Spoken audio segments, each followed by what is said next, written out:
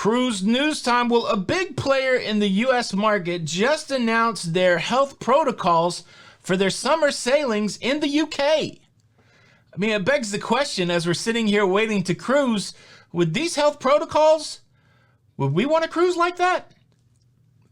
Let's talk about it.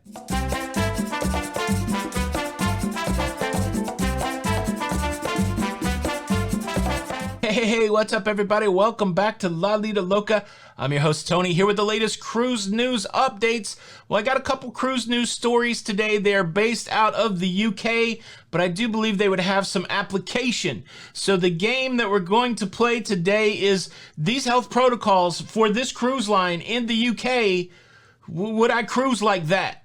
That's what we're going to try to determine. But first, an invitation from me to you. If you enjoy staying up to date on everything that's going on in cruising, please consider subscribing with the notification bell on.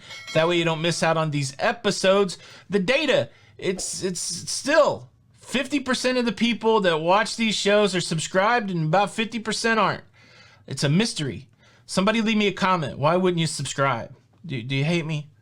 Subscribe. Thanks in advance. So the first big cruise news story that we have to tackle, it covers all of the UK. There was an announcement, a clarification coming out from the transport department in the UK that there is going to be a maximum capacity on cruise ships, at least from May the 17th until the end of June or June the 21st. They're in a phased approach to restarting things in the UK, and this is one of those phases. There are cruises starting in the UK in May, and here is the clarification and the capacity restriction. Cruise ships that are sailing during that time frame may have no more than 1,000 passengers or 50% of their capacity, whichever is lower. So if cruise ship has 1,500 passenger capacity, they could only take 750. But if we look at a ship like the MSC Grandiosa, which can carry, I believe, over 4,000 people, they're only going to be able to take 1,000. So they're going to be only around a little over 20% capacity. That's big news. As cruising ramps up in May in the UK, there will be a capacity restriction,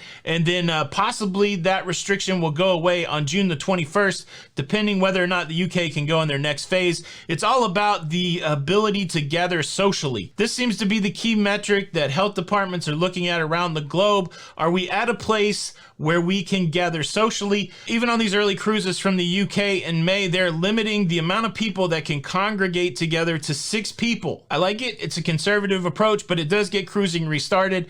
So yeah, that's the latest. Those cruises are going to be super nice if you're on a big cruise ship and only 1,000 people. Think of all the room on the cruise ship. And then a major player here in the US have announced their protocols for their summer cruises in the UK. I'm not going to tell you the cruise line. I'll tell you the protocols, and you can start to maybe piece it together. I'll tell you at the end. I'll give you a clue at the end. I'll tell you a protocol at the end that will make it obvious. So we'll go through these protocols with 2 things in mind. Number 1, which cruise line is it?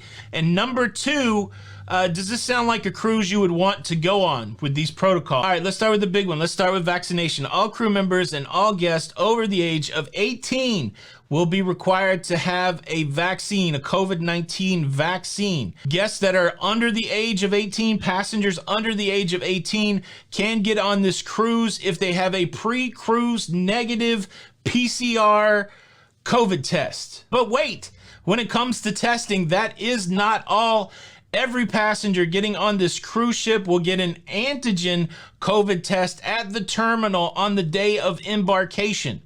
So this is even people that are fully vaccinated will get an antigen COVID test at the terminal, and guests who test positive after getting this antigen test at the terminal, they will be denied boarding, and so will their entire party. Anybody linked to them will be denied boarding. This test will be administered by a third party there in the terminal on the day of embarkation. But that's not it. When it comes to checking in on your health, there's also going to be multiple health screenings on this cruise. There will be temperature checks at the embarkation point. There will be temperature checks daily on the cruise.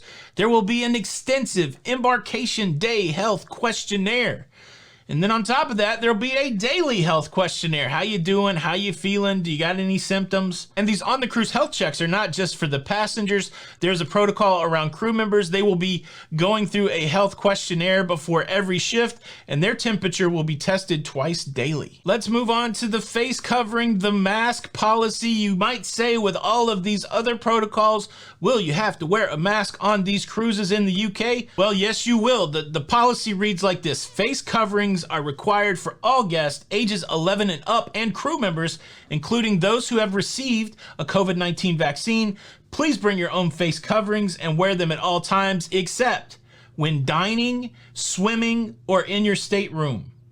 You may temporarily remove your face covering while actively eating, drinking, or taking an outdoor photo, but you must be stationary and you must maintain appropriate physical distancing during that time.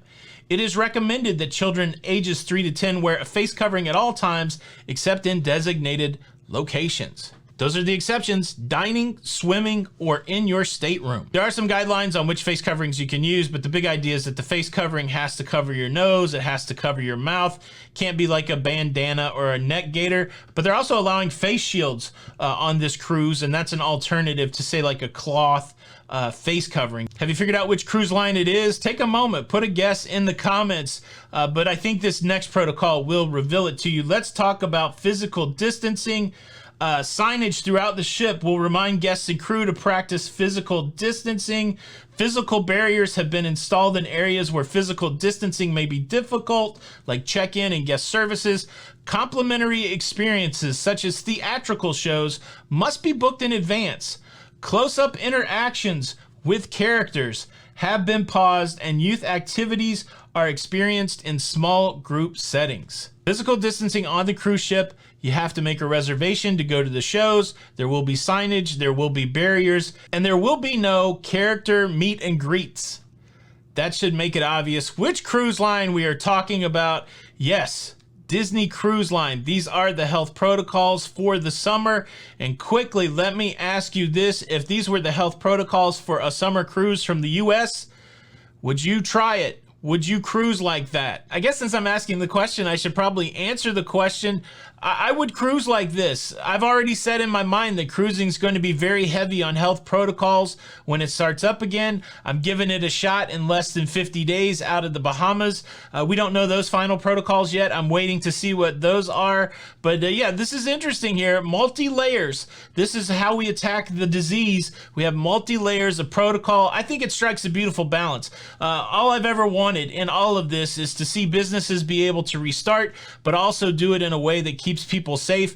And I do think the combination of the health protocols and then allowing cruising to try them, I like it. And so I would cruise like this. I would spend my money like this. I know it's not for everybody out there, and that's why I kicked the question over to you. Would you cruise like this? Thank you so much for watching the show. Please show your support by hitting the like button. Watch this video. This is Tony with Lido Loca, and until the next time, we'll see you on the Lido. Bye.